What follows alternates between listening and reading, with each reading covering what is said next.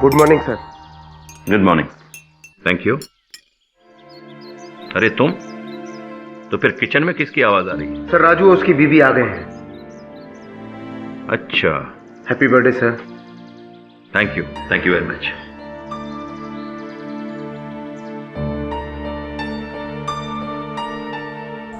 कहा जाता है कि एक नामी ड्रग पेडलर मुन्ना पडवाल ने अपने ही गैंग के एक आदमी पिद्दा शेख का अपने हाथों से खून कर दिया है।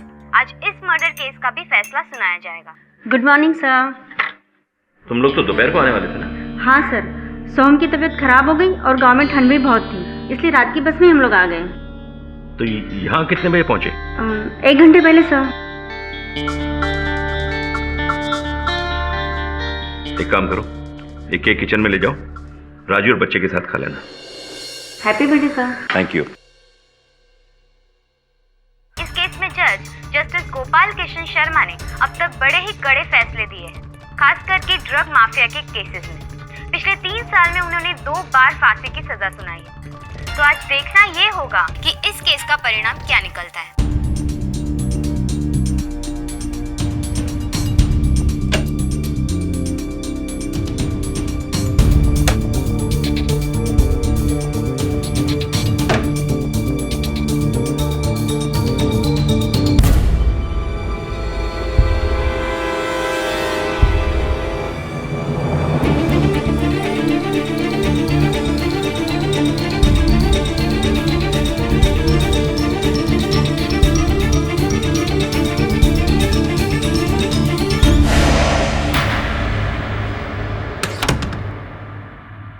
कहाँ जा रहे हो? साहब, रूम की सफाई कर रहे हैं। आज मेरे बेडरूम की सफाई करने की जरूरत नहीं है, कल करना। जाओ।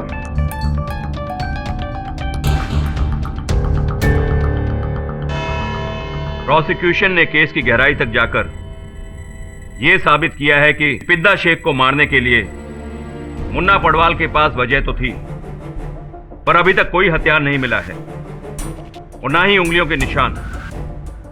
सारे के सारे सबूत सर्कमस्टेंशियल हैं, इसलिए कोई ठोस सबूत ना होने की वजह से मुन्ना पडवाल पर कत्ल का इल्जाम साबित नहीं होता है। यह कोर्ट मुन्ना पडवाल को बाइज्जत बरी करती है। The court is adjourned. Sir.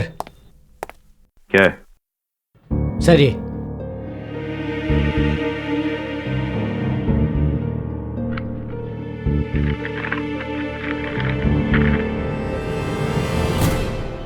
क्या मजाक है ये? सर, अभी अभी आपके घर से एक लड़की की लाश मिली है।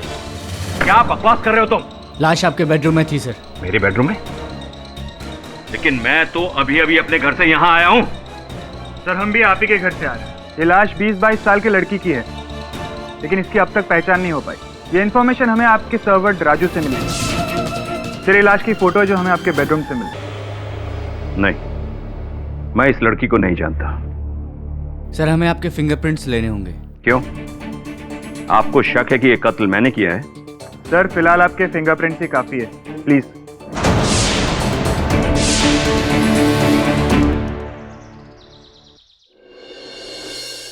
Excuse me sir, Amrita ji आपसे मिलना चाहती हैं।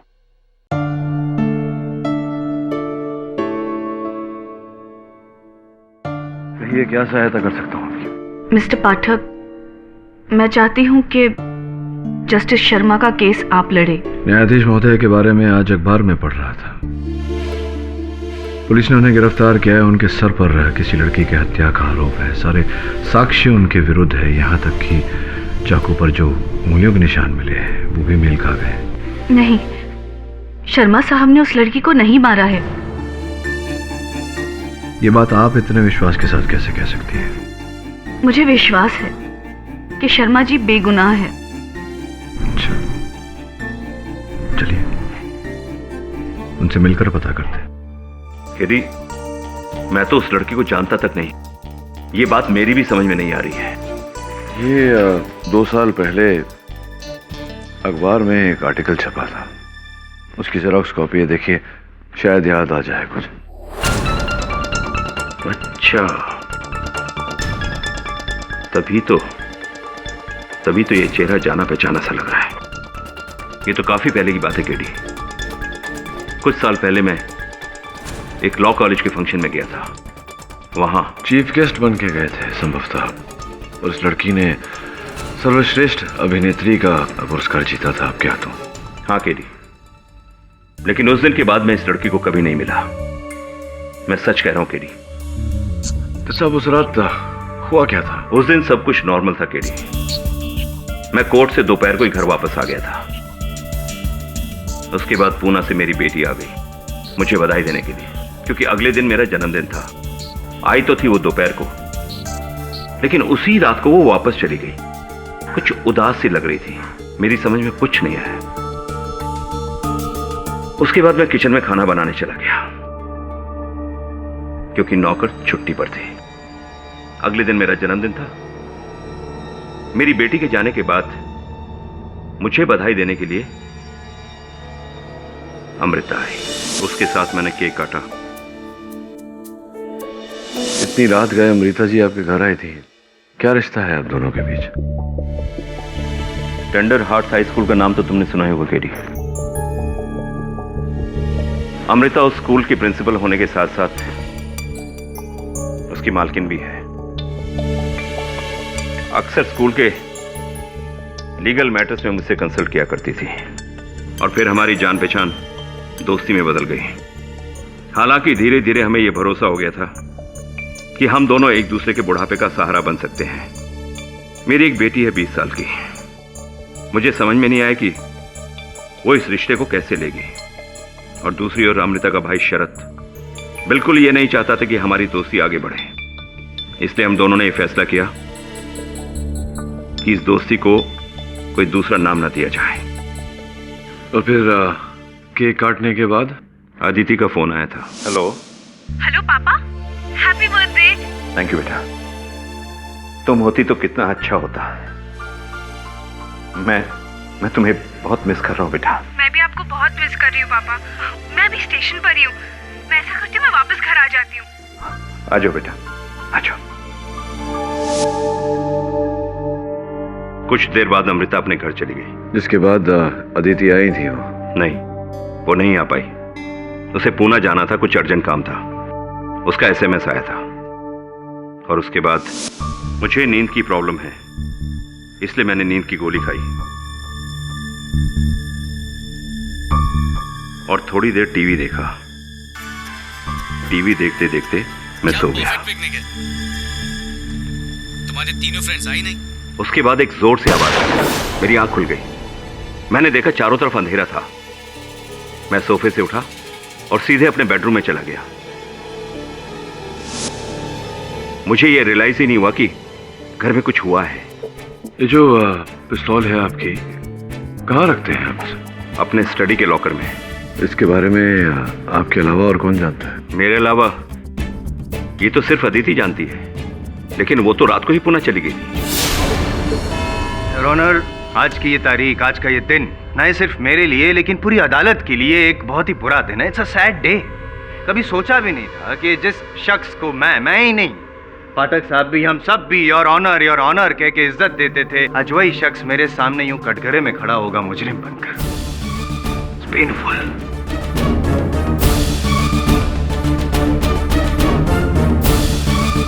एनीवेज योर ऑनर, ये केस बहुत सीधा है।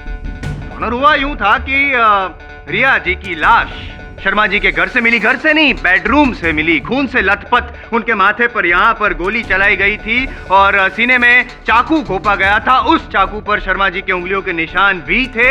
और जो गोली मिली है यहाँ माथे पर से रिया जी के, वो .32 बोर पिस्टल से चलाई गई थी। और शर्मा जी के घर से एक लाइसेंस बरामद हुआ है, वो भी .32 बोर पिस्टल का ही है। लेकिन मजे की बात यह है योर ऑनर, पिस्टल गायब है।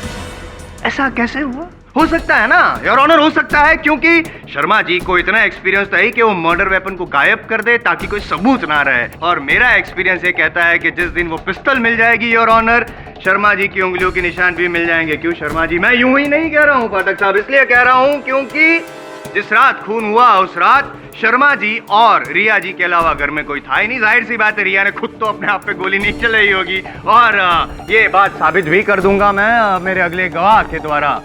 जोसेफ जी, अब शर्मा जी के बंगलों के चौकीदार हैं, वॉचमैन। जी साहब। करेक्ट। तो अब जज साहब को ये बताइए कि उस दिन उस रात कौन कौन आया था शर्मा जी के बंगले पे और कौन कौन कब गया था? जी साहब, जज साहब दोपहर को आए थे, उसके बाद वापस नहीं गए। फिर साहब की बेटी आदिति मैडम आई और तकरीबन रात को 9 या 10 बजे वापस चली गई साहब। फिर उसके बाद अमृता मैडम आई, वो तकरीबन 1 या 2 घंटा रुकी होंगी। उसके बाद फिर वो वापस चली गई 12:30 बजे। बस और कोई नहीं साहब, और कोई नहीं आया था। कोई नहीं आया था। पाठक साहब, आप यहाँ आना चाहेंगे? हाँ, आना तो पड़ेगा जायसवाल साहब, क्योंकि आपके गवाह कह रहे हैं कि कोई नहीं आया था।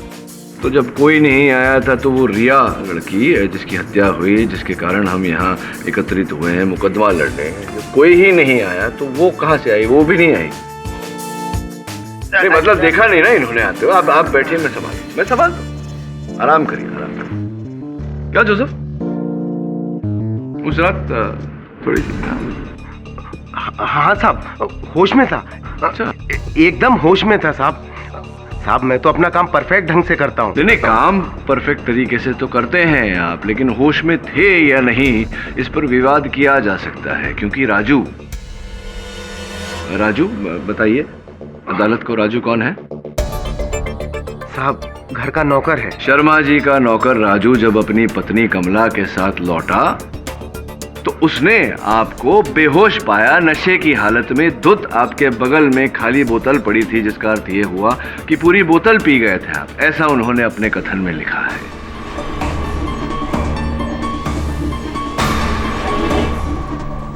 जी साहब। पी थी ना पूरी तरह से? वो साहब क्या है कि एक्चुअली अपने यहाँ फेस्टिवल था। हाँ, वो कुछ भी हो, लेकिन ड्यूटी पर पीकर सो गए थे ना।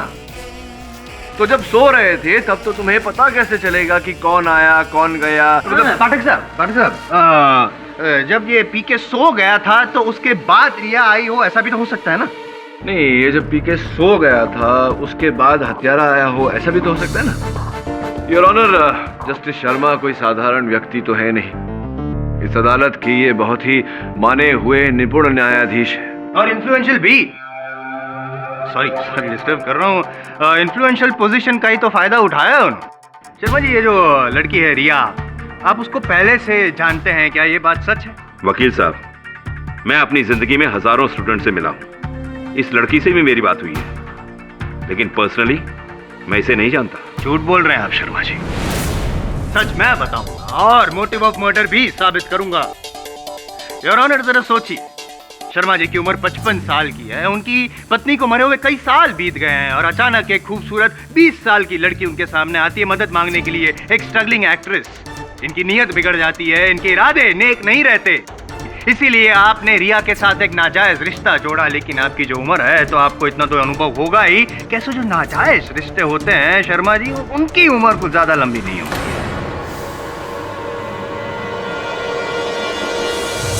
योर ऑनर, रिया ने इनको ब्लैकमेल करना शुरू कर दिया। ये डर गए और जिस रात रिया की मौत हुई उस दिन रिया ने इनके साथ की जो तस्वीरें थी कुछ वो इंटरनेट पे अपलोड भी की थी। क्या करते हैं जज साहब? घबरा गए आप, डर गए, क्योंकि उनका रेपुटेशन जो दाव पे था ना, इसीलिए बड़े ही प्लानिंग के साथ शर्मा जी ने रिया को अपने घर पे बुलाया, बेडरूम में बुलाया पैसे देने के बहाने, लेकिन पैसे नहीं दिए, सीधी मौत दे दी, चाकू घोंप दिया और फिर गोली भी चला दी यहाँ सर पे। Your honour, this is a cold blooded murder done. तुम्हें कुछ और कहना है केडी? सर्वप्रथम योर ऑनर, मान लेते हैं कि जस्टिस शर्मा ने रिया की हत्या की।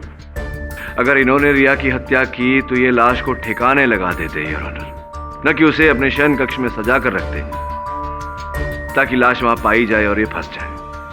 यही तो है योर ऑनर, हम अब तक इसी बात पर वजन देते आए हैं कि जस्टिस शर्मा ने रिया को मारा या नहीं।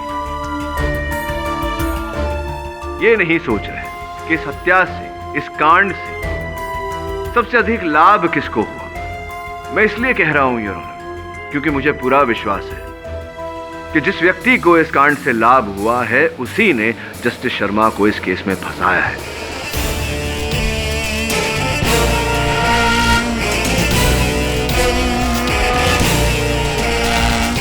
तुम कहना क्या चाहते हो पीडी? जस्टिस शर्मा एक माने हुए न्यायाधीश थे, किंतु इस आरोप के बाद आज यहां खड़े हैं आरोपी के रूप में कटघरे में। स्पष्ट है योर ऑनर कि ये किसी की चाल है। मुझे तो आपकी चाल लग रही है केस को घुमाने की। नहीं, अगर योर ऑनर जैसे कि पाठक साहब कह रहे हैं कि हत्यारा कोई और है और उसका फायदा होता जज साहब को शर्मा जी को फंसाने के बाद, तो ये साबित भी तो कीजिए कि हत्यारा कौन है कोई सबूत आपके पास? साबित तो करूंगा ही योर ऑनर, और सबूत भी है मेरे पास। बहुत जल्द कुछ ही समय में असल हत्यारे को उस कटघरे में लाकर भी खड़ा करूंगा, लेकिन उससे पहले योर ऑनर क्षमा चाहता हूं, आपका सामान्य ज्ञान बढ़ाना चाहता हूं। संभवतः जो पोस्टमार्टम रिपोर्ट है वो आपने ध्यान से पढ़ी नहीं। रिया की मृत्यु चाकू लगने से नहीं हुई जायसवाल साहब, सर में गोली लगने के कारण हुई है। 0.32 बोर। गोली लगने के बाद सारा जो लहू था उनके शरीर का वो बह गया था। जिस समय चाकू मारा गया उन्हें पोस्टमार्टम रिपोर्ट के अनुसार वो मृत थी।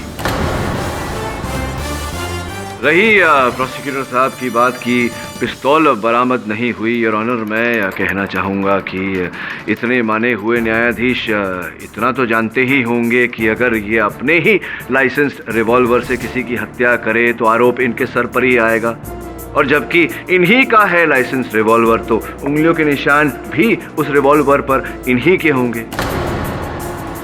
जो भी हो योर ऑनर, इस समय तक हत्या का औजार बरामद नहीं हुआ है तो उस पिस्तौल को लेकर कोई भी विवाद करना उचित नहीं होगा।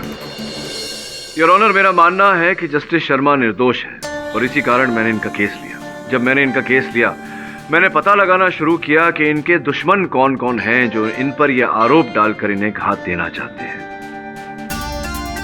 मैंने अपने सहायक वरुण से, इनकी पर्सनल डायरी से, इनके घर के एंट्री रजिस्टर से नाम की सूची बनाने को कहा। उन नामों में ऐसा कोई नाम नहीं पाया मैंने योर ऑनर जिस पर मेरा संदेह जाए। फिर मैंने इनके फोन कॉल के रिकॉर्ड्स चेक किए। मोबाइल से योर ऑनर कुछ नहीं मिला, किंतु इनके लैंडलाइन फोन से एक बहुत ही दिलचस्प बात सामने आई है। कत्ल की रात 2 बजे इनके लैंडलाइन से एक फोन किया गया था, जबकि 12:30 बजे आप सो गए थे। जी हाँ। हाँ, 12:30 बजे सो गए थे, तो फिर 2 बजे लैंडलाइन से कॉल किया गया था। कौन था वो? आप ही ने तो कहा था कि बंगले के अंदर 2 व्यक्ति थे। जस्टिस शर्मा अगर सो रहे थे तो संभवतः रिया जाग रही। Riya, how interesting. Riya, alright. तो रिया ने क्यों लैंडलाइन यूज किया होगा? मोबाइल यूज कर सकती थी वो। आप क्या आजकल अपना होमवर्क ठीक से कर नहीं रहे हैं? ध्यान दीजिए अपने काम पर। फर्स्ट इंफॉर्मेशन रिपोर्ट में स्पष्ट रूप से लिखा गया है कि रिया के शरीर से, उनके मृत शरीर से और शरीर के आसपास से कोई मोबाइल फोन बरामद नहीं हुआ। तो जब किसी के पास मोबाइल फोन नहीं होता तो वो लैंडलाइन का उपयोग करता है। योर ऑनर, फोन किसने किया से महत्वपूर्ण बात यह है कि फोन किसको किया गया। सूची से पता चला है योर ऑनर कि वो फोन पप्पू पडवाल नामक व्यक्ति को किया गया। ये व्यक्ति वही है जिसके भाई के विरुद्ध हत्या का आरोप कुछ ही दिन पहले, और इस केस के जज जस्टिस शर्मा थे। दिलचस्प बात यह है कि जिस रात रिया की हत्या हुई उसके अगले ही दिन उस केस में फैसला सुनाया जाने वाला। योर ऑनर, मैं पप्पू पडवाल जी को कटघरे में बुलाने की अनुमति। आप उनका कोई लेना देना नहीं है वो लड़की के साथ, आप उनको काहे को खड़ा किएला इधर में? नहीं, खड़ा किएला है क्योंकि ये जानने का प्रयास कर रहे हैं कि आप रिया को जानते थे या नहीं। रिया? आप उनको रिया विया नाम की लड़की को नहीं जानता है? अपुन रिया नाम की किसी लड़की को आज तक कभी मिला ही नहीं। तो मिला ही नहीं तो उन्होंने रात को 2 बजे आपको फोन क्यों किया? अपुन को तो कोई कॉल नहीं आया। कोई रॉन्ग नंबर होएगा साहब। मतलब रॉन्ग नंबर लगा और आप 11 मिनट तक बात करते रहे रॉन्ग नंबर पे।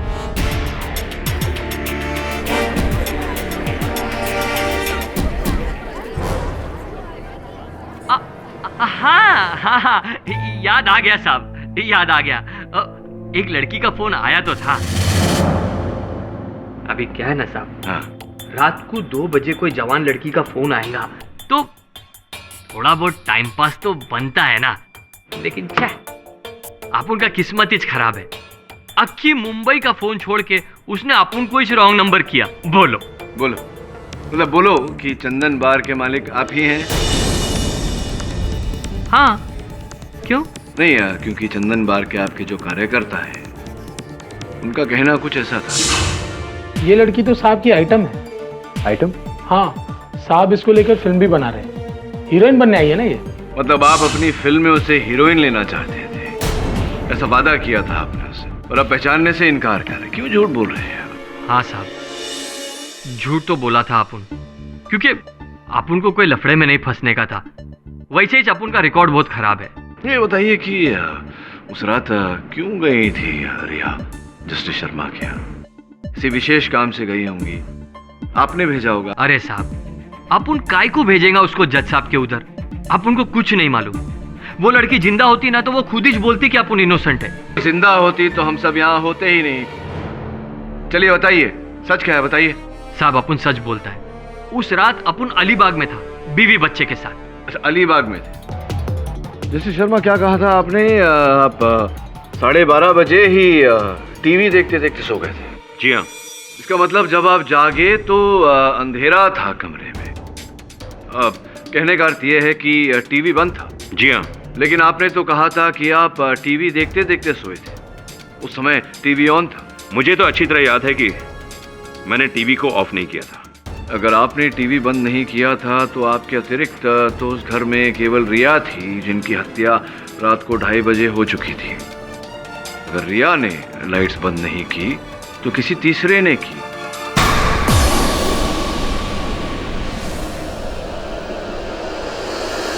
जिसका अर्थ यह होता है कि आप दोनों के अतिरिक्त कोई तीसरा भी था उस समय घर में जिसने ये बत्तियां बंद की।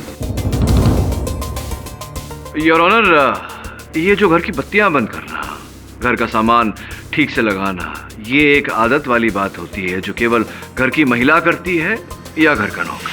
नहीं साहब, मैं तो सुबह आया साहब, मैंने कुछ नहीं किया साहब। ये जो इंस्पेक्टर कामले है, बड़ी सरल रीत है इनके पास में सच उगलवाने की। 2 ही मिनट में उगलवा लेते हैं। क्या करना चाहेंगे? नहीं साहब, बताता हूँ साहब। बताइए। साहब, मैं और मेरी बीबी और बच्चे बहुत पहले आ गए थे साहब।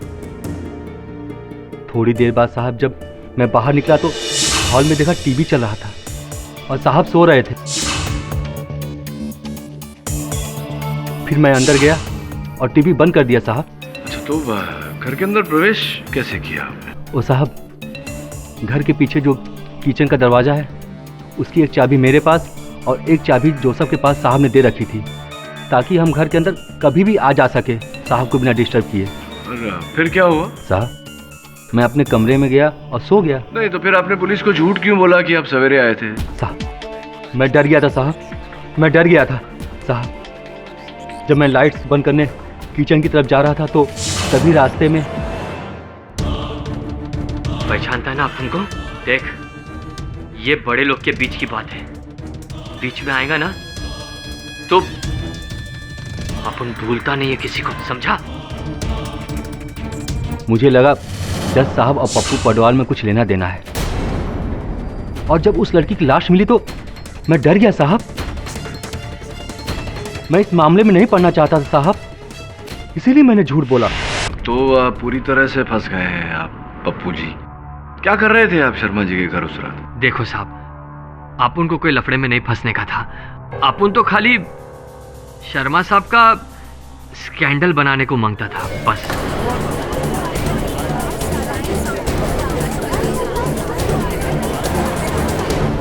मतलब रिया के जरिए, रिया द्वारा शर्मा साहब को बदनाम करने का ये कोई ऐसी कोई योजना बनाई थी आपने? हाँ साहब, लेकिन वहां अंदर जाने के बाद में अचानक रिया डर गई। इसके वास्ते अपन को जबरदस्ती अंदर जाना पड़ा। आपके कहने पर वो वहां गई थी सब करने? क्या करने के समझ नहीं रहा, समझाइए ना। शर्मा साहब अपन के भाई के केस में जज था। अपुन का वकील बोला कि ये अपने भाई को फांसी की सजा देगा। बोला इसकी हिस्ट्री ऐसी है। आपने ऐसा सोचा कि क्यों ना रिया का उपयोग किया जाए, इनके शर्मा साहब के विरुद्ध साया जाए इन्हें, ऐसा? हाँ साहब, अपुन ने प्लान बनाया कि शर्मा साहब को बदनाम करके केस से आउट कर देगा। अपुन ने रिया को ऑफर दिया, उसको पटाया, वो मान गई और अपुन ने शर्मा साहब के घर पे नजर रखना चालू कर दिया। अपुन ने देखा कि वॉचमैन के पास पीछू के दरवाजे की चाबी है और मौका मिलते ही अपुन ने वो चाबी का कॉपी बना दिया। अपुन ने वो चाबी का 2 डुप्लीकेट बनाया, एक रिया के लिए और एक सेफ्टी में। अपुन के भाई के केस के फैसले में एक ही दिन बाकी था। अपुन की आइडिया से रिया ने उसके और शर्मा जी के कॉलेज के कुछ फोटो इंटरनेट पे डाल दिए। फिर अपुन ने रात को रिया को शर्मा जी के घर में भेजा।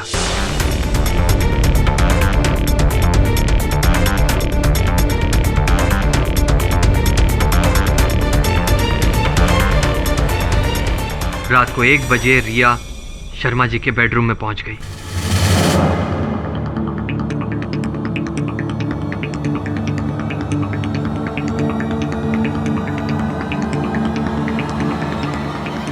मैं ये काम नहीं कर सकती पप्पू। अरे एड़ी हो गई लिए क्या? अभी उसको नहीं फंसाया तो मेरा भाई लटक जाएगा। चुपचाप मैं जैसा बोल रहा हूं वैसा कर। तेरे को मेरी पिक्चर में हीरोइन बनने का है ना? भाड़ में गई तेरी फिल्म, मेरे को जेल नहीं जाना है, समझ गया? अपुन ने उसको बहुत समझाया साहब, लेकिन उसकी तो सुई अटक गई थी। इसीलिए अपुन ने भी चानस लिया और घुस गया शर्मा साहब के घर के अंदर। शर्मा साहब के घर के अंदर आप घुसे, आपने रिया को मनाने का प्रयास किया, लेकिन रिया नहीं मानी और आपने उसकी हत्या कर दी। अरे अरे ये क्या बोल रहे हैं आप साहब? सिर्फ इसलिए कि अपुन का क्रिमिनल रिकॉर्ड है आपने मान लिया कि अपुन ने मर्डर किए लाए। जब अपुन अंदर पहुंचा तो अपुन ने देखा कि वो पहले ही मर चुकी थी और आपने बोला कि वो 2:30 बजे मरी है। 2:30 बजे रास्ते पर मामू ने अपुन का चालान काटा है, अपुन के पास रसीद भी है। चिंता मत करो, मैं जानता हूं कि हत्या आपने नहीं की। जो भी है, आपने इतना तो कबूल किया कि रिया को आप ही ने भेजा था। भेजा काम नहीं कर रहे हैं मेरा। सीरियसली योर ऑनर, समझ नहीं आ रहा है पाठक साहब। आप सब्र कीजिए, बताता हूँ, धीरे धीरे खोलता हूँ कहानी। योर ऑनर, मैं जस्टिस शर्मा की सुपुत्री अदिति को कटघरे में बुलाने की अनुमति चाहूँ।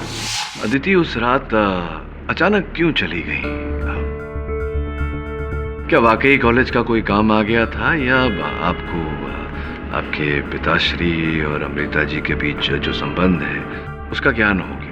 किसी ने बताया आपको इन दोनों के बारे में? संभवतः वो, क्या नाम है राजू की पत्नी का, कमला ने बताया होगा। नहीं, राजू। उसी ने फोन करके मुझे बताया कि साहब को इश्क हो गया। और उसी रात मैंने पापा को अमृता से फोन पे बात करते सुना।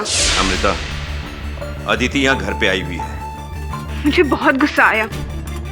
मैंने तभी डिसाइड कर लिया कि मैं 1 सेकंड और घर पे नहीं रुकूंगी और सीधा स्टेशन चली गई वापस पूना निकलने के लिए। और वहाँ पे वेट करते करते मैंने पापा को फोन किया रात के 12 बजे। हेलो पापा, happy birthday.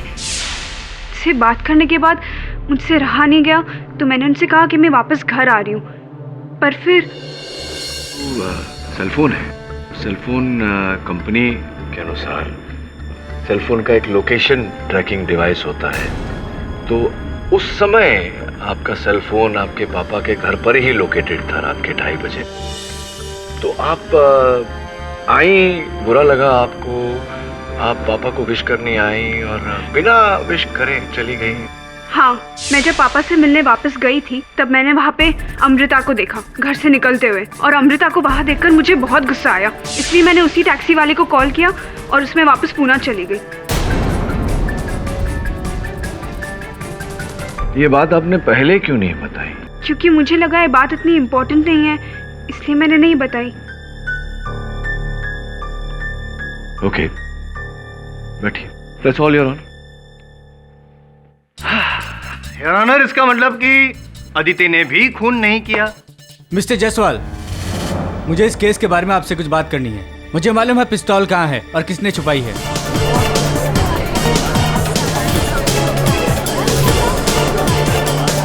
Order order, silence in the court. आपको जो कुछ भी कहना है यहाँ कटघरे में आकर कहिए। जी, मैं अमृता का भाई शरद हूँ। अभी आपने वहाँ पे कहा कि आपको पता है कि पिस्तौल किसने छुपाई, बताइए। उस दिन जब अमृता घर वापस आई तब वो काफी परेशान थी। तब मैंने सोचा कि अब इसे समझाने से कोई फायदा नहीं है, और बाद में मैं सीधे शर्मा के घर पहुंचा उसकी खबर लेने। और जब मैं वहां पहुंचा तब मुझे गनशॉट की आवाज सुनाई दी और मैं वहीं रुक गया। और उतने में शर्मा घर से बाहर आया और उसके हाथ में एक पिस्तौल थी। साहब शरद जी, आपने शर्मा जी के हाथ में पिस्तौल देखी? आपने शर्मा जी को पिस्तौल छुपाते हुए भी देखा? मैंने देखा उनके हाथ में एक पिस्तौल थी जो उन्होंने गार्डन में गमले के पीछे छुपाई। ऑनर, मुझे लगता है कि हमें मर्डर वेपन का पता चल गया है और मैं रिक्वेस्ट करूंगा अदालत से कि पुलिस को भेज के वो मर्डर वेपन बरामद करवाया जाए। मिस्टर कामले, आप अभी शर्मा जी के घर जाइए और वो मर्डर वेपन ढूंढ के लाइए। जी सर।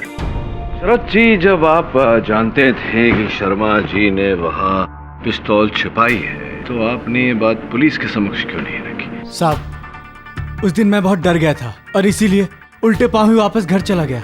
और अगले दिन सुनने में आया कि पुलिस ने शर्मा को अरेस्ट कर लिया है मर्डर के लिए।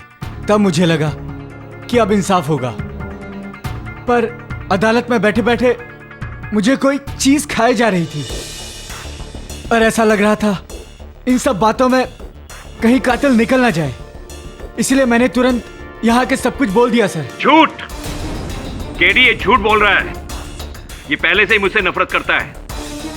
इसे डर है कहीं अमृता और मेरी शादी हो गई तो अमृता की पूरी प्रॉपर्टी और अमृता का स्कूल इसके हाथ से निकल जाएगा।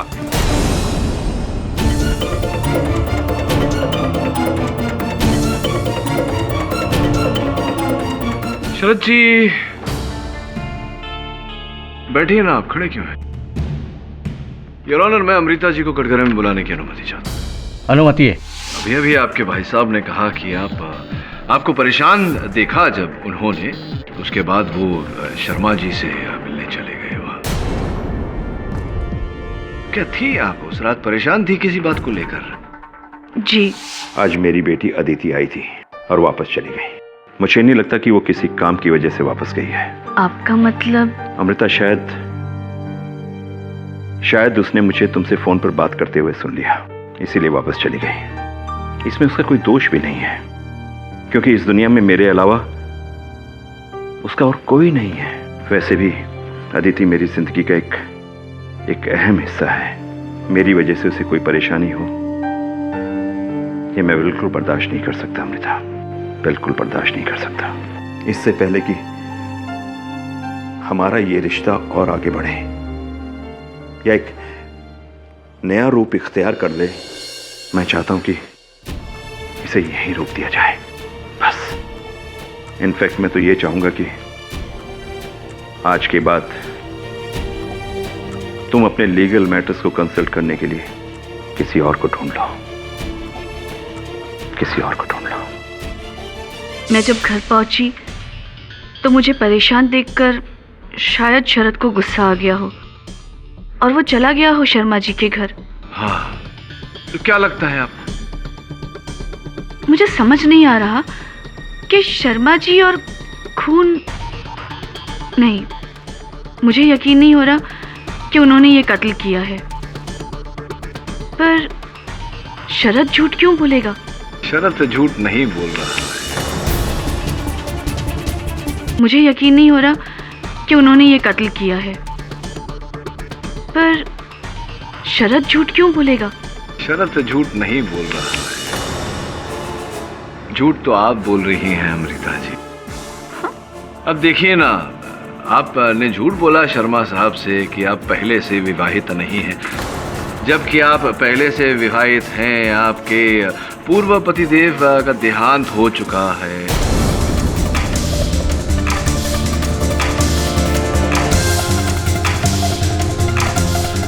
अमीर थे वो उन्हीं के रुपयों से आपने ये स्कूल अपना जो है वो शुरू किया।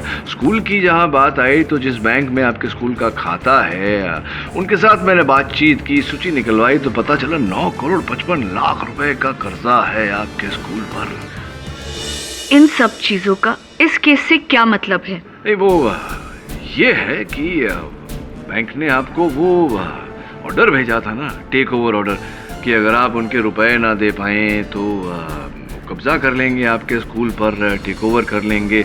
और अगर आपको अपने स्कूल को बचाना होता तो आपको शर्मा साहब की तरह ही कोई ऐसे ऊंचे ओहदे पर रईस घराने का व्यक्ति चाहिए था आपको, और इसीलिए आपने शर्मा साहब को फंसाया। एक हद तक आप सफल भी हुई, लेकिन दुर्भाग्यवश आपके लिए अदिति बीच में आ गई। और उस रात ही देख लीजिए कि शर्मा जी ने आपसे रिश्ता तोड़ने की बात की, और उसके कुछ समय बाद ही अदिति का फोन आया। आपको पता चला कि अदिति घर लौट रही है, तो आप चली तो गई वहां से, जाते जाते आप जो चाबियां हैं वो साथ ले गई। आप जानती थी कि शर्मा साहब अपनी वो पिस्तौल स्टडी के लॉकर में रखते हैं। उद्देश्य आपका ये था कि आप लौट कर आएंगे और अदिति को जान से मारेंगे, और आप लौटी 2 घंटे बाद। तो हुआ ये कि आपको रिया को पहचानने में गलती हो गई। आपने रिया को अदिति समझ लिया। आप घुसी थी वो पिस्तौल लेकर शयन कक्ष में, बेडरूम में अदिति को मारने, लेकिन वहां अंधेरा था, आपको ठीक से दिखाई नहीं दिया। आपने रिया को ही अदिति समझा और उसे गोली मार दी।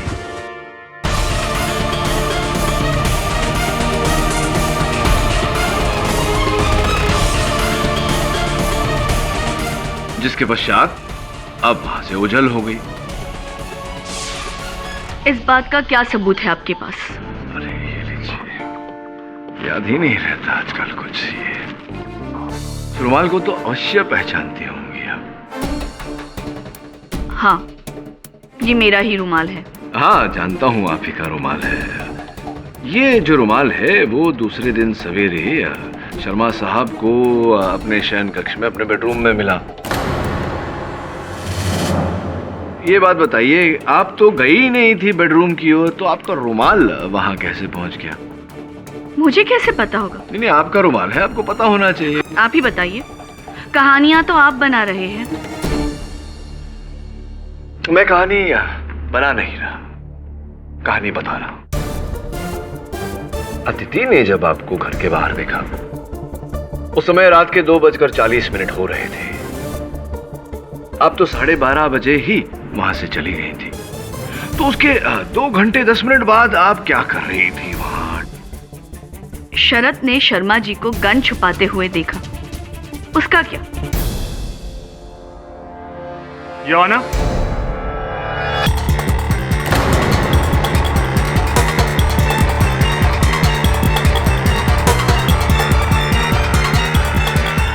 हमें जो जगह बताई गई थी वहां पर हमें पिस्तौल नहीं मिली। अरे कैसी बात कर रहे हैं आप?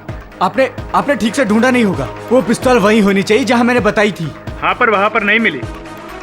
योर ऑनर, इसका अर्थ ये होता है कि शरद जी झूठ बोल रहे थे। शर्मा जी ने वहां पिस्तौल नहीं छुपाई। शर्मा जी निर्दोष। अरे साहब, ये सच नहीं है।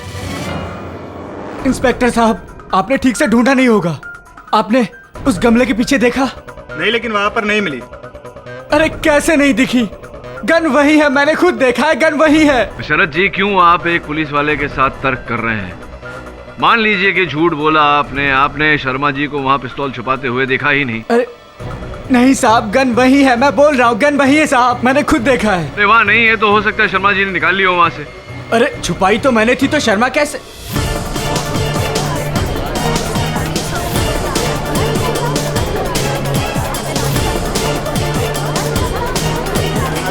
Order, order. अच्छा, आप ही ने छिपाई थी पिस्तौल वहां, यानी कि खून भी आप ही ने किया है? मैंने कोई खून नहीं किया साहब, मैं तो सिर्फ वो गन छुपाने गया था। कत्ल तो अमृता ने किया है। शरद, मुंह बंद रख अपना इडियट। नहीं, अब मुंह बंद रख के क्या फायदा? बिल्ली बोरी से बाहर आ चुकी है। I mean, the cat is out of the bag. चलिए ना, बताइए ना प्लीज, क्या क्या हुआ था? हाँ, मैंने ही रिया को अदिति समझकर मारा।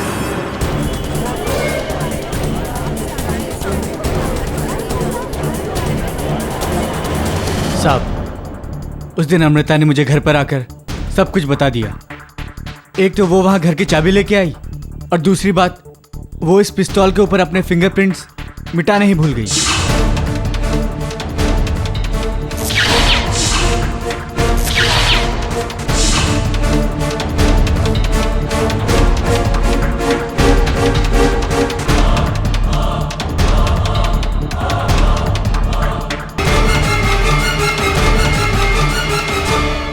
फिर जब अदिति ने अपने कथन में कहा कि उन्होंने रात के 2:40 पर अमृता जी को घर के बाहर देखा, तो आप भयभीत हो गए। आपको लगा कि आपकी बहन पकड़ी जाएगी और अपनी बहन को बचाने के लिए आपने ये झूठा कथन दिया अदालत में कि शर्मा जी ने वो पिस्तौल वहां छिपाई। लेकिन केडी, वो पिस्टल है कहाँ? Sorry your honour, Varun, your honour, मैं जानता था कि ये पिस्तौल शर्मा जी के घर पर ही कहीं छिपाई गई होगी, इसीलिए आज सवेरे अदालत आने से पहले मैं इस पिस्तौल को ढूंढने इनके घर चला गया।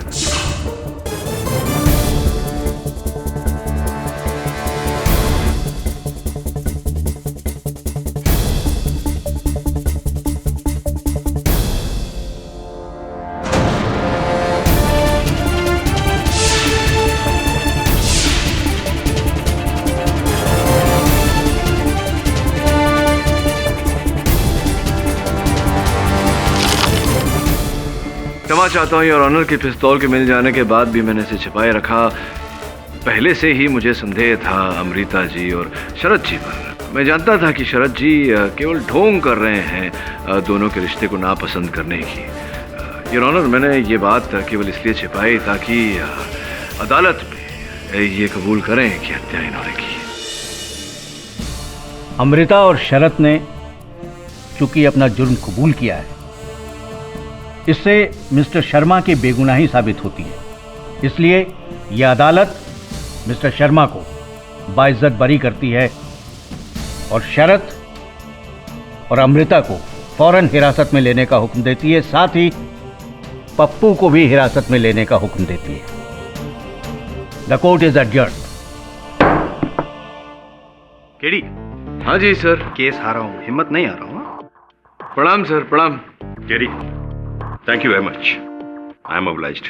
कैसी बातें कर रहे हैं जस्टिस, मैं तो केवल अपना काम कर रहा हूं।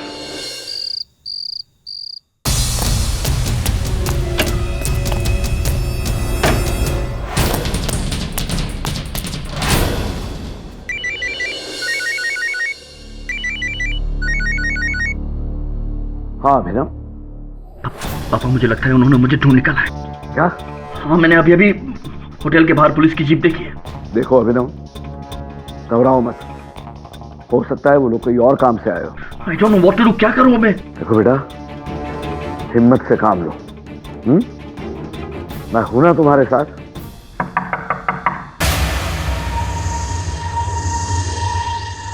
दरवाजे पर कोई है। देखो तुम्हें कुछ नहीं होगा, मैं हूं ना। थक जाऊं पापा मैं इस तरफ भागते भागते। Please get me out of here, please. देखो तुम चिंता मत करो, सब कुछ मुझ पे छोड़ दो।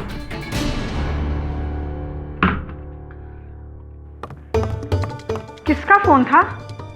गोल्डी का फोन था। वो घर क्यों नहीं आ रहा? रात हो गई है दमयंती, जाओ सो जाओ। इतने दिनों से आप दोनों मुझसे क्या छुपा रहे हैं? कुछ बताते क्यों नहीं? मैंने कहा ना, कुछ नहीं हुआ है, जाओ सो जाओ।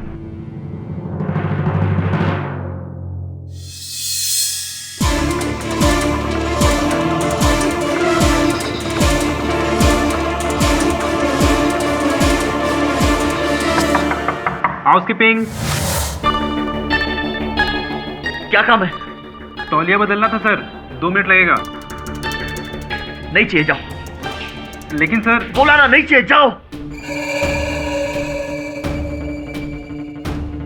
अच्छा साहब, वो सुबह की खाने की ट्रे दे दीजिए।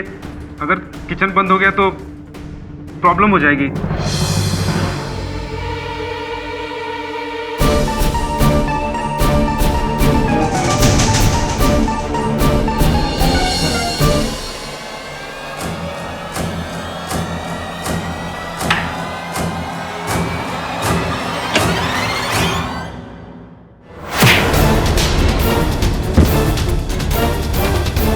मिस्टर अभिनव शेखावत, तुम गिरफ्तार किए जाते हो।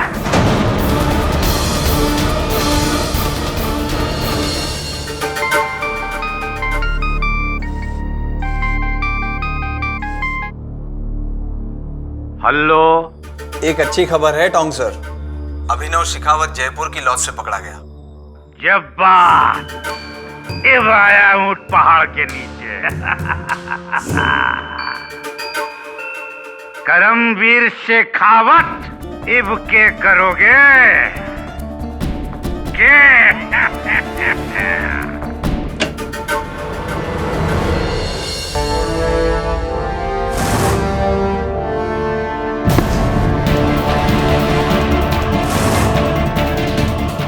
पुलिस मेरे बेटे तक पहुंची कैसे? पता नहीं सर, मैंने तो पूरी कोशिश करी थी इस मामले को। कोशिश काफी नहीं है। वादा किया था तुमने, 10 दिन के अंदर ये केस सुलटा दूंगा, आपका बेटा घर पे होगा। कहाँ गए वो वादा? सर मैं बस तुम्हारे बहाने सुनने के लिए वक्त नहीं है मेरे पास। अब चलो थाने, अभिनव की बेल करानी है। बेल नहीं हो सकती सर।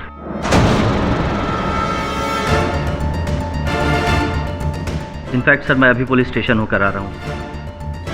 बहुत ही स्ट्रांग केस बनाया है उन्होंने आपके बेटे के खिलाफ। सर अब कोई उम्मीद नहीं है। क्या कहा तुमने? आई एम सॉरी सर, मैं अब इस केस में कुछ नहीं कर सकता। तो फिर यहाँ क्या कर रहे हो तुम? तबाह हो जाओ। चंदर सिंह गुंडेचा, राजस्थान के सबसे बड़े वकील। Get lost out.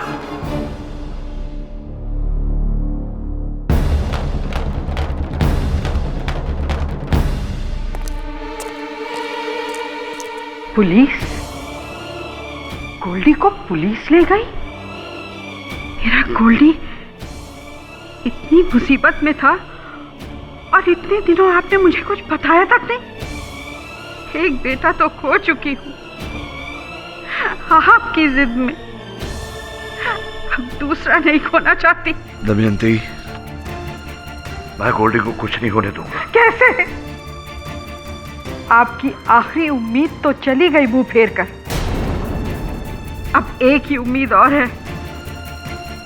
अगर आपके दिल में हमारे रिश्ते की जरा भी अहमियत है तो अपना अहंकार भूलकर बुला लीजिए उसको। देखो नहीं, अब मैं और चुप नहीं रहूंगी। वो इस घर का बड़ा बेटा है। मुसीबत के वक्त अपना ही खून काम आता है। शायद एक बाप को अपने बेटे की जरूरत नहीं, पर एक माँ को है। एक भाई को अपने बड़े भाई की है।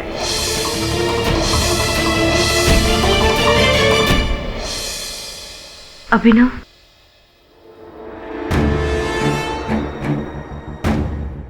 चली जाओ यहाँ से। अभिनव सुनो, मैं तुमसे कोई बात करना नहीं चाहता हूँ, पर चली जाओ यहाँ से। अभिनव तुम समझने की कोशिश क्यों नहीं? क्या चाहिए तुम्हें? मेरा भरोसा तोड़ने के बाद और क्या चाहिए तुम्हें? जाओ यहाँ से।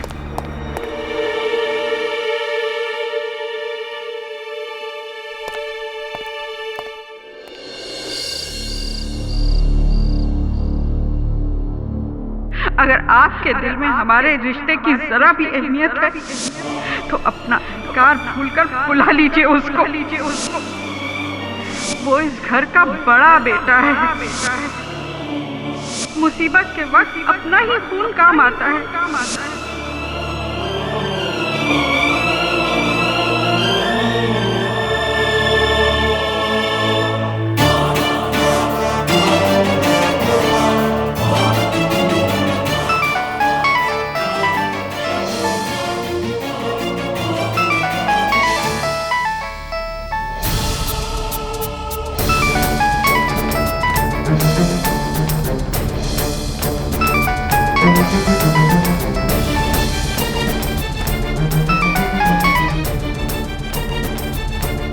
हेलो हेलो मिस्टर केडी पाठक, केडी पाठक,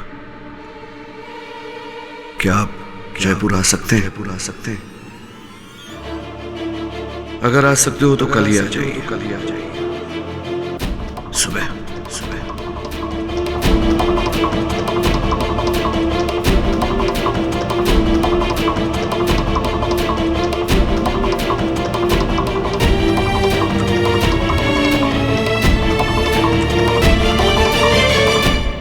अगर यही तुम्हारा फैसला है तो अब मेरा फैसला सुनो। आज के बाद न ये घर तुम्हारा, न मेरा कारोबार और ना मेरा नाम। नहीं रहे तुम करणवीर शेखावत के बेटे। चले जाओ। इस घर के दरवाजे हमेशा के लिए तुम्हारे लिए बंद है। जलील करके निकाला गया था उसे इस घर से। 12 साल से नहीं आया। नहीं आएगा वो नहीं आएगा।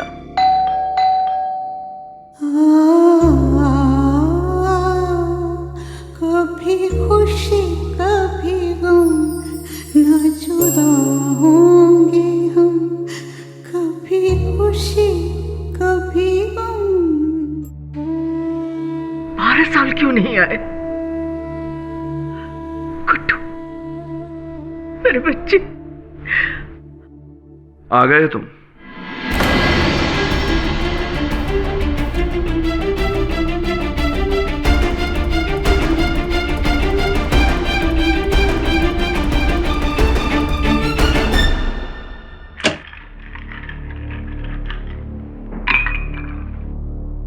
मुझे तुम्हारी जरूरत नहीं।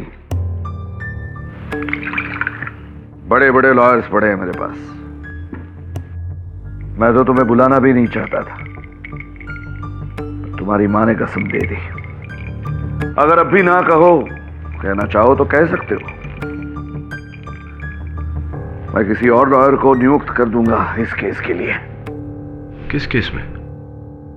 मेरे बेटे अभिनव को कत्ल के इल्जाम में गिरफ्तार किया गया है। कब, क्यों, कहां, कैसे, ये सब बताने का वक्त नहीं है मेरे पास। अभिनव को टोंक रोड पुलिस थाने में रखा गया है। जाओ वहां जाकर उसे मिल लो, वो बता देगा। रुको, मुझे तुम्हारा एहसान नहीं चाहिए। तुम्हारी जो कुछ भी फीस बनती है मेरे पीए मिश्रा को बता देना। सुनवाई से पहले तुम्हें पूरी रकम मिल जाएगी। जो बन पड़े करो। मुझे मेरा बेटा अभिनव आजाद चाहिए। इकलौता है मेरा। आफ्टर ऑल माय ओनली सन।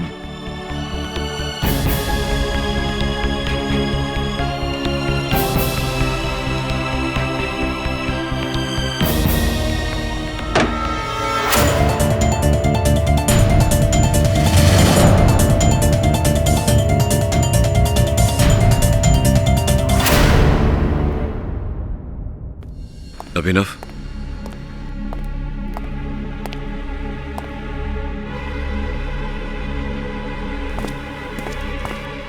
भैया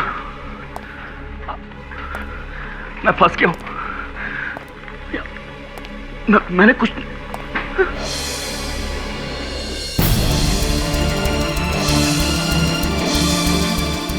शांत हो जाओ।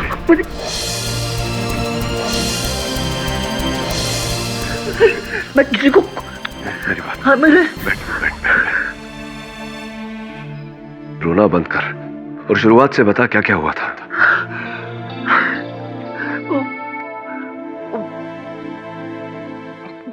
बरका को आप जानते हैं ना, मेरी मंगेतर।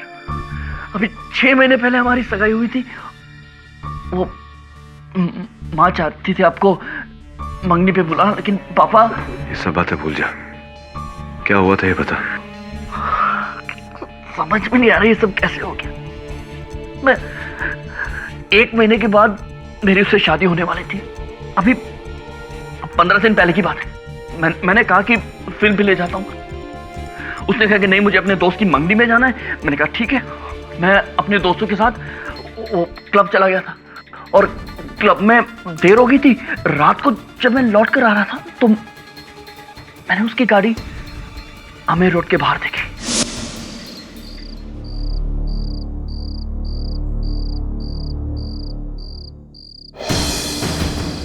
बरखा की गाड़ी?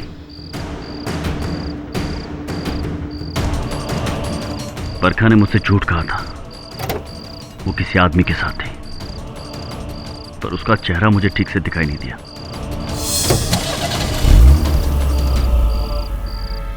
मैं टेंशन में आ गया था, सोचा जाके उसे कन्फ्रंट करूं, लेकिन फिर सोचा एक और तरीका है सच तक पहुंचने का। बीवी का पीछा करना है? मंगेतर का। हो जाएगा,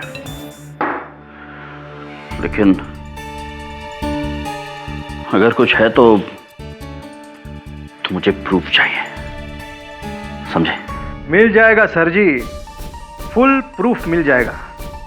भगवान करे आपका शक झूठा निकले। क्या है कि टूटते हुए रिश्तों को देखने से मुझे बहुत दर्द होता है। और फिर उसके ठीक 3 दिन बाद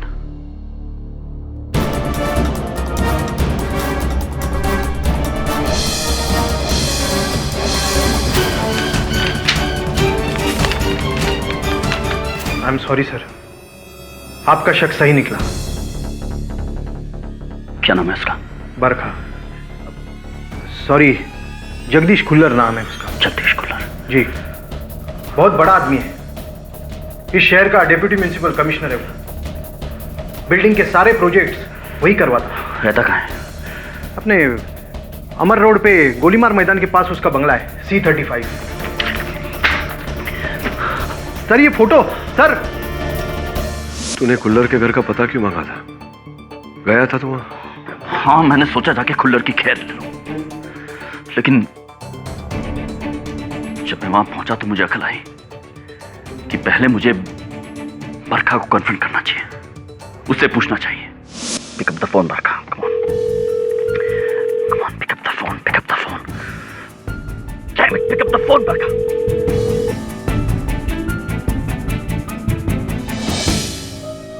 साथ लगी होगी ना। फिर उस रात मैं अपने दोस्त राहल के घर चला गया, उसे बरखा के धोखेबाजी के बारे में बताने के लिए।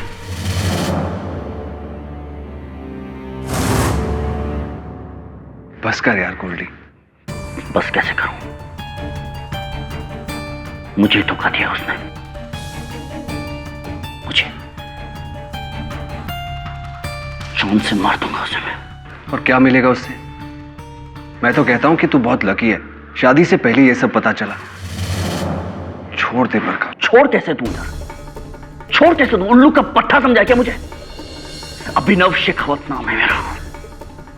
कोई भी मुझे धोखा देकर नहीं जा सकता है। उस खुल्लर, उस कमिश्नर की तो मैं जान ले लूंगा। गोल्डी सुन तो। क्या खबर देनी है? आप कहां हो सर जी? क्यों? पुलिस आपको ढूंढ रही है। अभी थोड़ी देर पहले जगदीश खुल्लर को किसी ने गोली मार दी। वहां आपके खिलाफ सबूत भी मिले। क्या हुआ गोल्डी?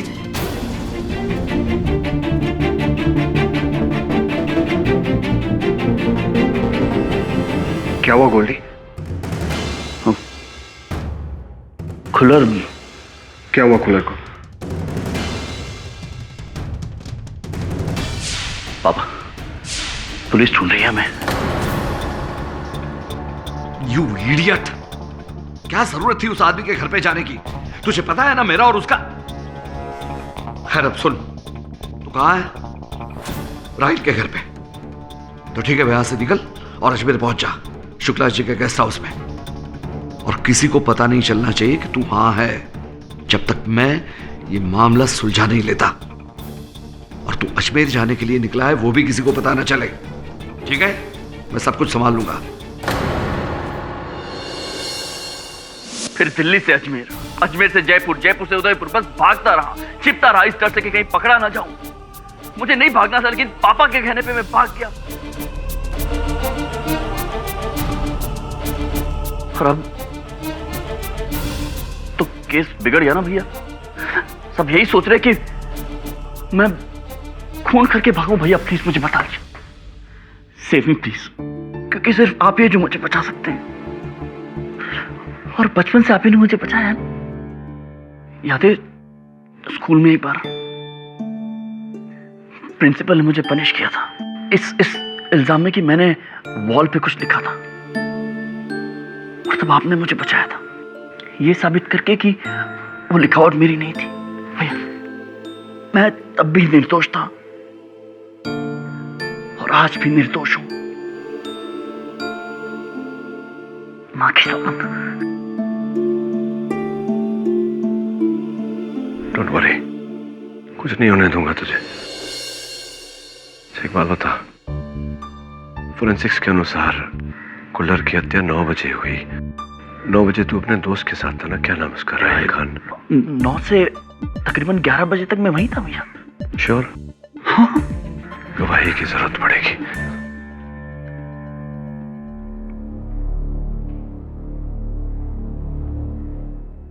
अब अरुण, जितनी जल्द हो सके जयपुर आजा।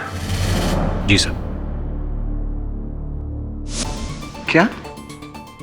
अभिनव का कहना है कि उस रात वो मेरे घर पे था। I'm sorry, पर ये झूठ है। उस रात मैं घर पे अकेले था। इनफैक्ट अभिनव आया था, लेकिन शाम को 6 बजे के करीब, और 8 बजे तक तो वो निकल गया था। 8 बजे? पक्का 8 बजे? क्योंकि जगदीश खुल्लर का मर्डर 9 बजे हुआ था। जी हाँ, 8 बजे।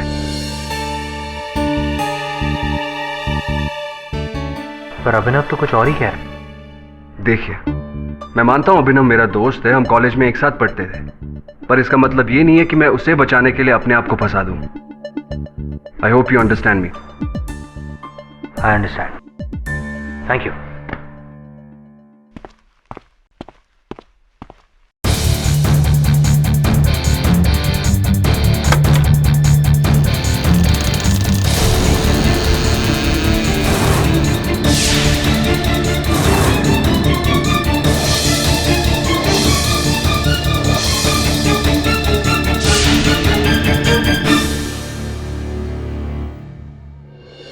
जी उस रात जब साहब की हत्या हुई हम बाहर गेट पर ही थे। और घर के अंदर कौन था? तुम्हारे हिसाब से कोई मिलने आया था? जी साहब से मिलने एक आदमी आया था। कहाँ जा रहे हैं? रुकिए, आप ऐसे अंदर नहीं जा सकते। तुम्हारे सामने ही बुलाया। देख रहे हो, मामला करोड़ों का है, समझे कि नहीं? चलो पे चढ़ो।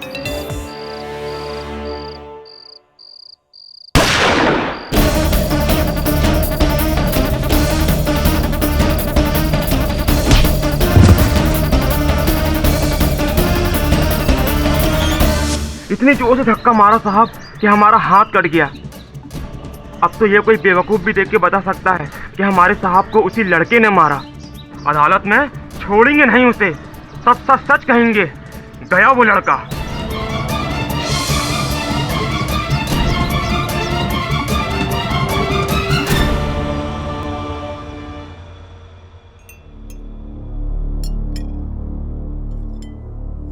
थैंक्स।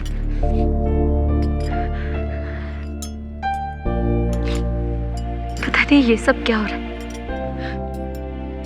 मैं और अभिनव तो 3 महीने में शादी करने वाले थे, और फिर ये सब आपको जगदीश खुल्लर को मिलने से पहले सोचना चाहिए था। पर मैं जगदीश खुल्लर को नहीं जानती, मैं उसे कभी मिली भी नहीं। बरखा जी, अभिनव ने एक जासूस रखा था, लश्कर सिंह। लश्कर सिंह ने यह कथन दिया है कि उसने एक नहीं अनेक बार आपको और खुल्लर साहब को साथ में देखा है। केवल इतना ही नहीं, आप दोनों की कई तस्वीरें भी ली थी उसने, जो अभिनव को दिखाई। झूठ बोल रहा है लश्कर सिंह। मेरा कोई रिश्ता नहीं है जगदीश खुल्लर के साथ, और पता नहीं अभिनव उसकी बात पर विश्वास भी क्यों कर रहा है। मैंने सच में आज तक कभी अभिनव को धोखा नहीं दिया। बहुत गड़बड़ वाली बात है। दोनों का कथन उल्टा ही है। बरखा कह रही है कि वो कभी खुल्लर से मिली नहीं। राहिल कह रहा है कि उस रात मेरा भाई उसके साथ था नहीं। इस तरह दोनों आपके भाई को झूठा साबित कर देंगे अदालत में।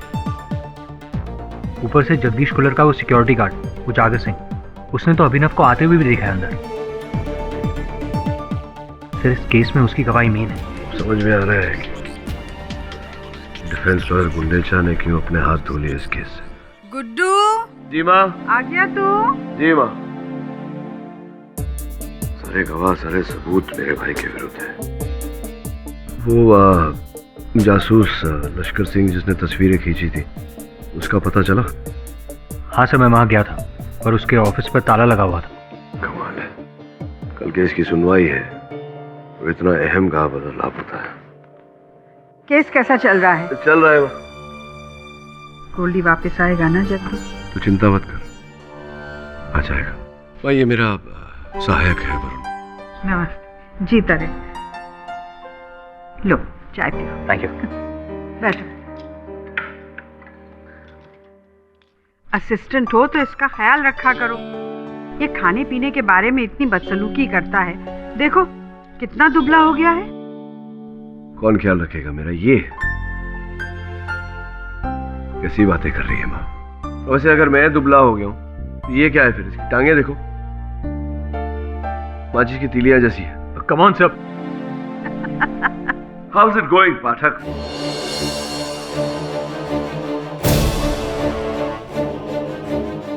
आप अपने बेटे को इस तरह कैसे बुला सकते हैं? तुम्हारे कहने पर मैंने उसे यहाँ बुलाया, इसलिए ये मत मानना कि मैं हर चीज तुम्हारे कहने पर ही करूंगा, समझी?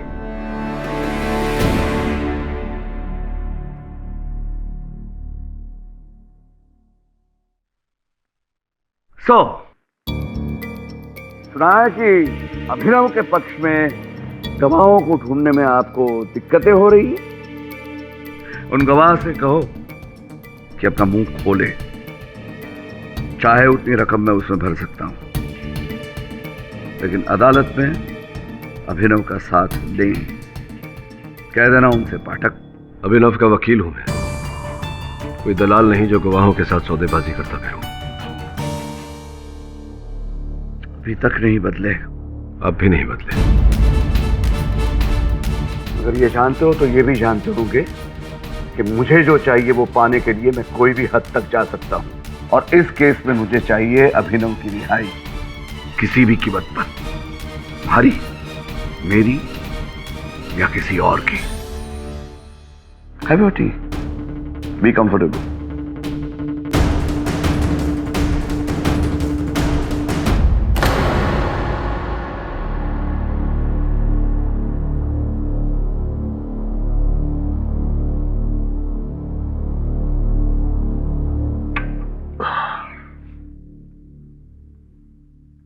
सर एक बात पूछूं?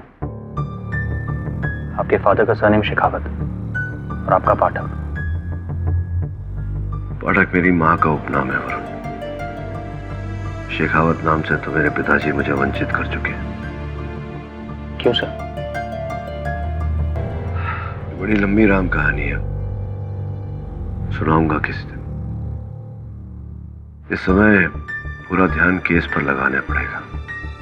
इस केस में जो प्रोसिक्यूटर है वो भी आज तक कोई केस नहीं आ रहा, धर्मेंद्र देसाई। लॉर्ड, 19 जनवरी रात ठीक 9 बजे मिस्टर अभिनव शेखावत गुस्से में और नशे में चूर होकर शहर के deputy municipal commissioner Jagdish Kullar के बंगलों पर पहुंचे, जिनका इनके फियांसे के साथ अफेयर था, जिसका बदला लेने के लिए ये अपनी लाइसेंस रिवॉल्वर कॉल्ड M1911 लेकर गए।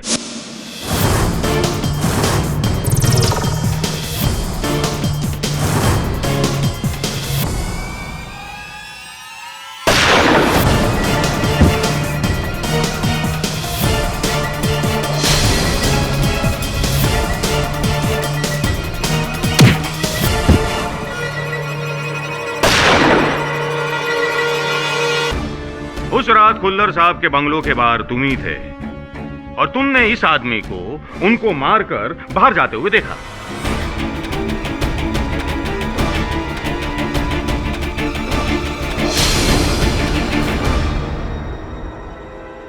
पता नहीं साहब। पता नहीं? वो क्या है ना साहब, उस समय तो मैं ड्यूटी पर ही नहीं था, मैं तो घर गया था खाना खाने के लिए।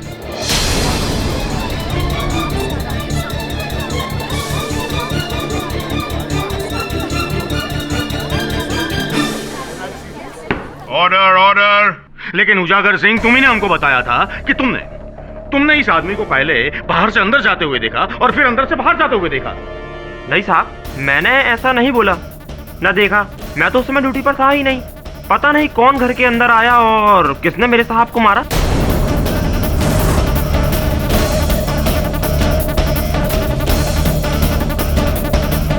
उन गवाह से कहो कि अपना मुंह खोले, चाहे उतनी रकम मैं उसमें भर सकता हूं।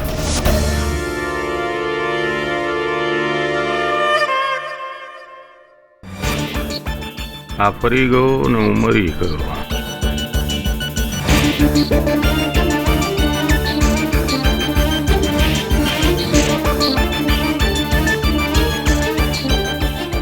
योर ऑनर, मैं मिस्टर अभिनव के दोस्त राहिल खान को बुलाना चाहूंगा।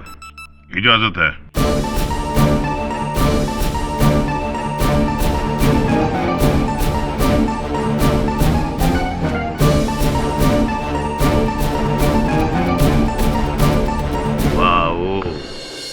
राहिल, चुप! बोले तो इसे।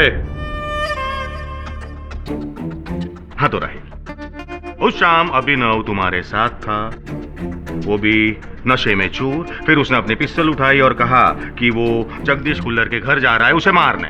यही कहा था ना? हाँ, बोलो बोलो। जी नहीं, अभिनव ने जो बयान पुलिस को दिया था वही सच है।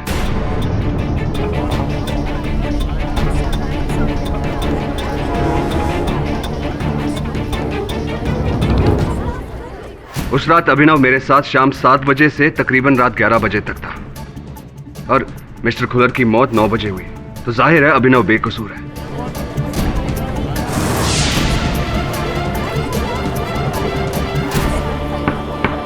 Order order. ये क्या बोल रहे हो तुम? वही जो आप सुन रहे हैं। अभिनव बेकसूर है और उसकी बेगुनाही का सबसे बड़ा गवाह मैं हूं।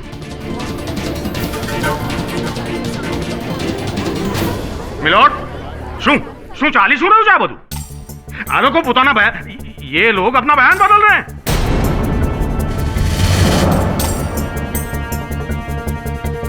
पुलिस के सामने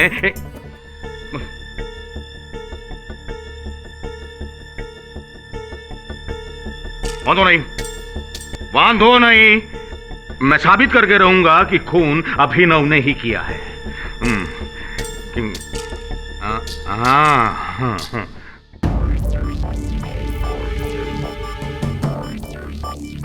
मिस्टर अभिनव, इन गोलियों को तो पहचानते होंगे आप? जी नहीं। नहीं? मिस्टर अभिनव, ये दोनों 45 कैलिबर की गोलियां हैं और बैलिस्टिक रिपोर्ट के हिसाब से इन्हीं गोली की वजह से मिस्टर खुल्लर की मौत हुई है और वो चली है एक कॉल्ट M1911 गन से।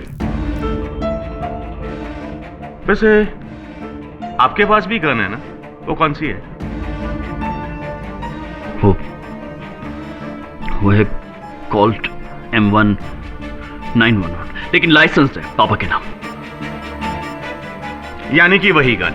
नहीं देसाई साहब, वही गन नहीं, वैसी ही गन।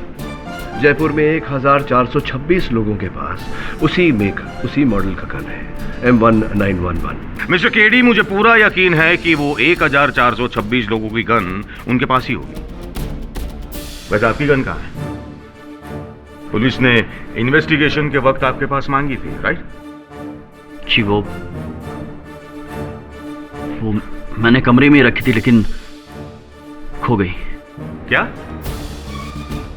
लॉस्ट इट, खो गई। खो गई? जी। सुना मिस्टर केडी, खो गई? जज साहब, सुना आपने? खो गई गन। समझ में नहीं आता है कि गन है कि रुमाल। खो गई, वो भी इतना बड़ा इल्जाम लगने के बाद। चलो कोई बात नहीं है, एक और बात पूछता हूं। उस दिन शाम को जब आप अपने दोस्त राहिल खान के साथ थे, तब आपने कौन से कपड़े पहने थे?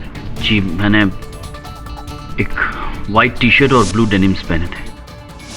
White T shirt? तो वो व्हाइट टी शर्ट कहाँ है? पुलिस ने आई थिंक आपके पास वो भी मांगी थी ना? जी, वो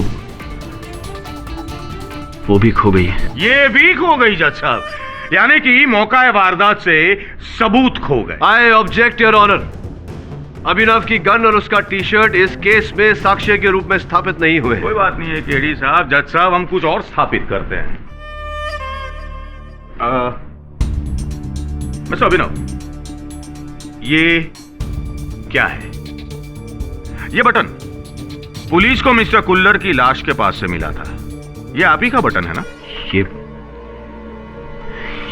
बटन मेरे पापा के कोट का है। पापा के कोट का?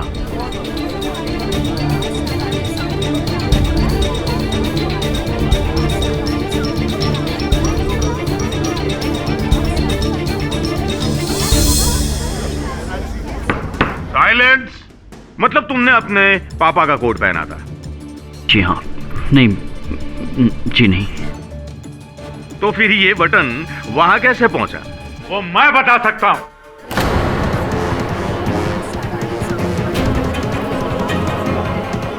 आपको जो कुछ कहना है कटघरे में आकर कहिए। सर, मारो नाम राजेंद्र सिंह टोंक है।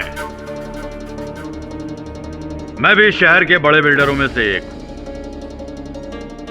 मिस्टर शेखावत की तरफ। आप लोग शायद ना जानते हो, अभिनव से कहीं पहले मिस्टर जगदीश खुल्लर को मिस्टर शेखावत जानते हैं।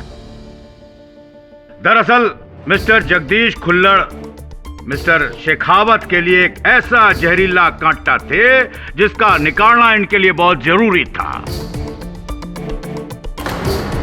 अच्छा, टोंक साहब थोड़ा खुल के बताइए। सर, जोतवार में 400 एकड़ का एक प्लॉट इन्होंने खरीदा था गोल्फ कॉम्प्लेक्स बनाने के लिए, पर मिस्टर जगदीश खुल्लर को उसके कागजों में कुछ गड़बड़ी नजर आई तो उन्होंने उस पर रोक लगा दी। मुझे अच्छी तरह याद है कि एक बार मैं मिस्टर खुल्लर से मिलने उनके दफ्तर गया था तो मैंने देखा कि मेरे कॉम्प्लेक्स के प्लान्स पास न करने का मतलब? क्योंकि इस जमीन पे डिस्प्यूट चल रहा है और आपने इस जमीन को गैर कानूनी तरीके से हासिल किया है। सबूत दीजिए मुझे, सबूत। करोड़ों रुपए लगे हैं मेरे इस प्रोजेक्ट के पीछे। अगर ये प्रोजेक्ट नहीं हुआ तो जो नुकसान होगा वो मैं सह नहीं पाऊंगा। ये मेरा प्रॉब्लम नहीं है, और वैसे भी आप जा सकते हैं। मेरी दूसरी मीटिंग मिस्टर टोंग के साथ है। ओह, अब समझ में आ रहा है कि मेरा प्लान पास क्यों नहीं हो रहा। कट चाहिए तुम्हें? बोलो, कितने पैसे दे रहा है वो तुम्हें? उससे ज्यादा भिजवा दूंगा मैं। Mister Shekhawat, I said leave. देखो खुल्लर, करोड़ों रुपए लगाए हैं मैंने इस प्रोजेक्ट में, और ये प्रोजेक्ट किसी भी कीमत पे होके रहेगा। मेरे होते हुए ये प्रोजेक्ट कभी नहीं बन सकता। ठीक कह रहे हो तुम। तुम्हारे होते हुए ये प्रोजेक्ट नहीं हो सकता, लेकिन अब देखना ये है कि तुम कब तक होते हो।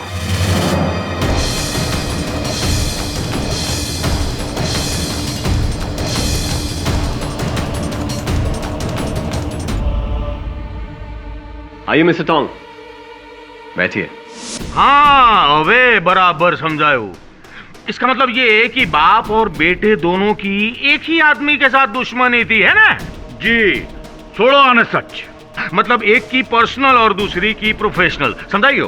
केस दो बराबर समझाएगा हो। ये खून पर्सनल वजह से नहीं, प्रोफेशनल वजह से खून हुआ है और इसका ये केस है? जी। ये खून पर्सनल वजह से नहीं, प्रोफेशनल वजह से खून हुआ है और इसका ये केस है? जी।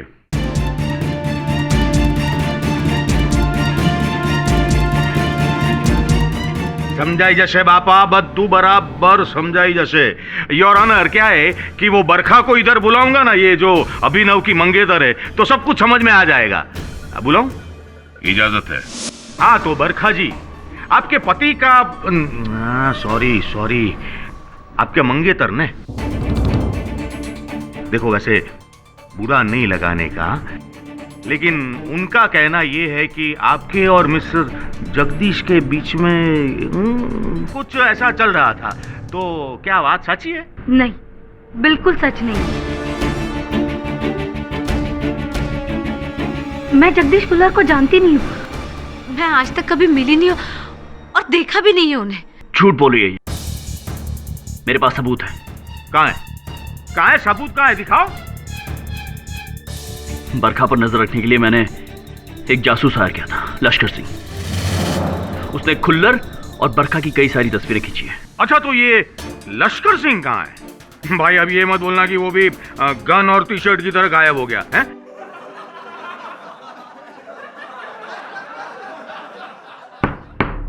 Order order. वो आपके प्रांत में क्या बोलते हैं देसाई साहब? जरा शांति रखो ना।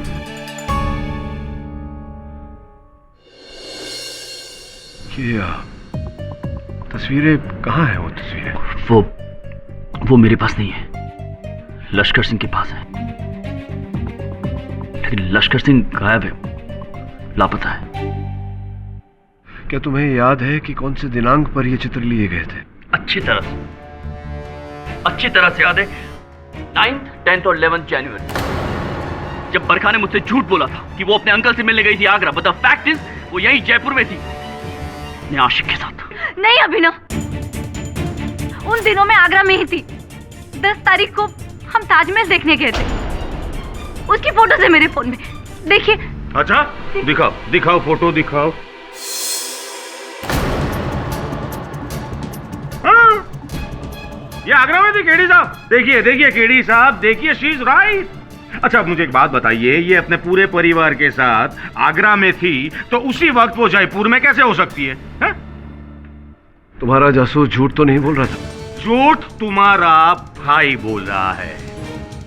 कोई जासूसी का केस नहीं है, कोई अफेयर नहीं है। अभिनव शेखावत की कहानी महज एक डिस्ट्रैक्शन है असल केस से। मिस्टर जगदीश कुल्लर के साथ तुम्हारे भाई का नहीं, तुम्हारे पिता का बैर था।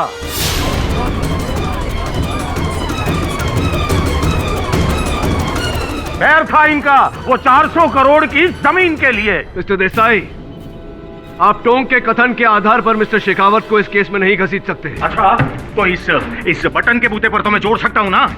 दरअसल इस केस में मिस्टर अभिनव सिर्फ एक मोहरा है। असली बादशाह तो मिस्टर करणवीर शेखावत है, a corrupt an evil man जो अपनी बात मनवाने के लिए किसी भी हद तक जा सकता है। मिस्टर देसाई, आपके इन लांछनों का कोई प्रमाण है आपके पास? आप कब से मिस्टर शेखावत के भ्रष्टाचार से अनजान बनने लगे मिस्टर पाठक? क्योंकि ये आपके पिता हैं?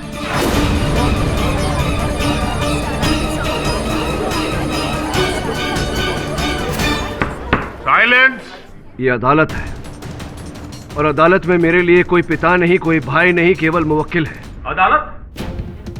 तो मिस्टर केडी पाठक, मैं आपको याद दिला दूं कि तकरीबन 12 साल पहले अपनी कैरियर का सबसे बड़ा और पहला केस आपने इसी अदालत में लड़ा था, याद है ना आपको?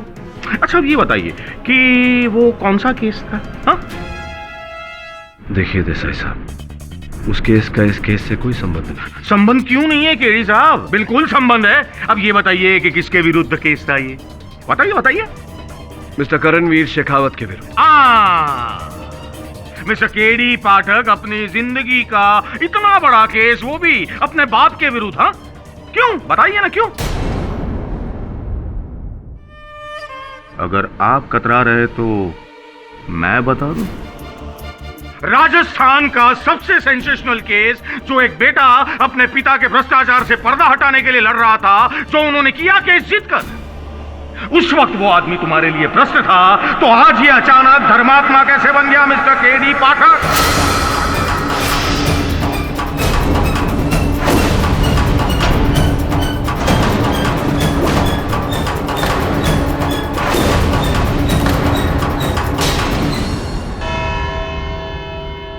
क्यों? घंटी बज गई?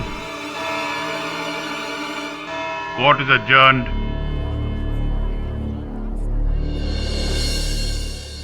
तकरीबन 12 साल पहले मिस्टर केडी पाठक, अपनी जिंदगी का इतना बड़ा केस, वो भी अपने बाप के विरुद्ध। हाँ? राजस्थान का सबसे सेंसेशनल केस, जो एक बेटा अपने पिता के भ्रष्टाचार से पर्दा हटाने के लिए लड़ रहा था, उस वक्त वो आदमी तुम्हारे लिए भ्रष्ट था, तो आज ये अचानक धर्मात्मा कैसे बन गया मिस्टर केडी पाठक?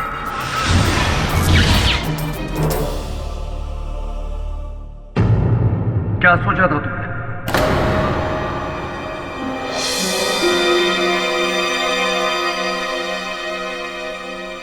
बारह साल पहले जो कीचड़ तुमने मुझ पे उछाला था, उसके दाग धुल गए होंगे। नहीं मिस्टर केडी पाठक, वो कीचड़ आज भी मुझ पे उछाला जा रहा है। तुम्हारी उस भूल ने आज फिर से मेरा सर झुका दिया इस अदालत में। भूल मेरी नहीं, आपकी थी, और आप ये बात अच्छी तरह जानते हैं। चलो मान लेते हैं कि उस केस में दोष मेरा था दोष मेरा, लेकिन इस केस में नहीं।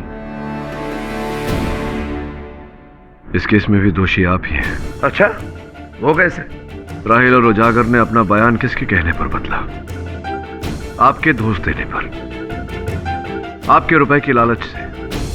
हाँ, मैंने पैसे दिए थे उनका बयान बदलने के लिए, लेकिन वो रिश्वत दी गई थी सच बोलने के लिए, झूठ बोलने के लिए नहीं।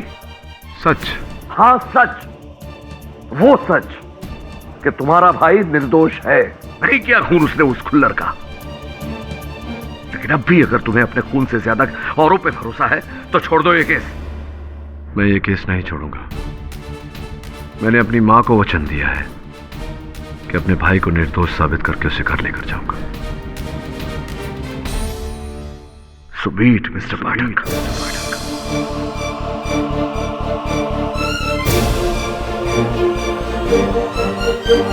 और भी दिलचस्प कहानी देखने के लिए हमारे चैनल को सब्सक्राइब करें और बेल आइकॉन दबाना न भूलें।